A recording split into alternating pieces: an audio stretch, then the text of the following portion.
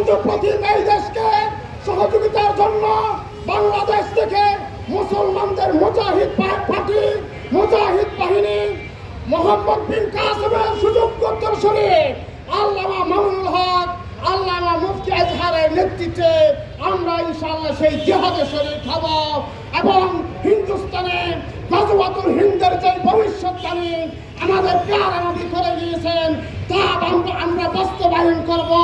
তার মধ্য দিয়ে মুসলমানদের অধিকার আমরা পুনরুদ্ধার করব এবং সকল কুফফারদের কবর রচনা করব।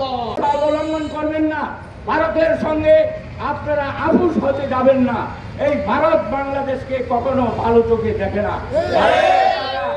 নরেন্দ্র মোদীকে আমি বলতে চাই, এটা নরেন্দ্র মোদী না, এটা জঘন্যতম মোদী, এটা নরকের মোদী। এই নরকের মোদী ভারতকে সে নরকে পরিণত করতে চায়। সেই নরকী মোদীর বিরুদ্ধে আমরা আবার রুখে দাঁড়াবো। লড়াই করো বিশ্বের মুসলিম হেফাজতের হাতিয়ার